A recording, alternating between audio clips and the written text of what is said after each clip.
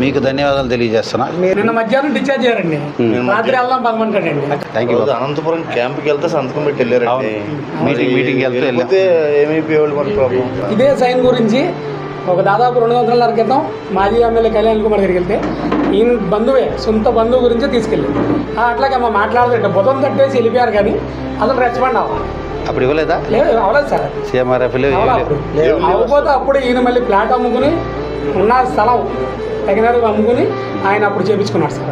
ప్రజల్లో ఉండి పని చేయకపోతే, ప్రజల అభిష్టం మేరకు మనం ఉండకపోతే, అందుకే దాని తగ్గ పర్యావసనం చూశారు వాళ్ళంతా.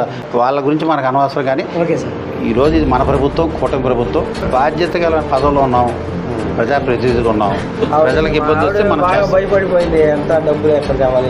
చంద్రబాబు గారు అడుగుజాడలు నడుస్తుంది.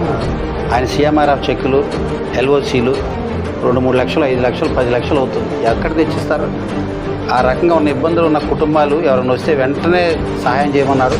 ఆ రకంగా నేను స్పందించాను. నాది గొప్పతనం ఏమీ లేదు. సంతకం పెట్టించారండి. సంతకం పెట్టించింది బయటికి తీసుకొచ్చి 5 గంటలకల్లా మళ్ళీ హాస్పిటల్ అడ్మిట్ చేసేయడం, మళ్ళీ 24 గంటల ఆపరేషన్. ఇంటికాడ కూడా 10 నిమిషాలే, వెయిటింగ్ లేదు మాకు. సార్ కూడా మేము దగ్గరికి రాకుండా జనసేన బాగా చేశాడు. ఈయన కూడా వెరీ గుడ్, బాగా సేవ చేస్తారు సార్. ఇక్కడ మొత్తం బాగా చేస్తున్నారు అందరూ కూడా. ప్రభుత్వం కూడా వెంటనే స్పందించింది, వెంటనే మీకు చెక్ ఇచ్చింది. సర్జరీ బ్రహ్మాండంగా జరిగింది. ఇప్పుడు బైపాస్ ఓపెన్ హార్ట్ జరిగింది. అంతా సక్సెస్. ధైర్యంగా ఉండండి. అన్ని విషయాల్లో ప్రయత్నం చేస్తాం మీకు అండగా ఉండటానికి. హ్యాపీ కదా అందరూ? అది చాలు మాకు. ఆ సంతోషం, అదే సంతృప్తి. Very good, very good.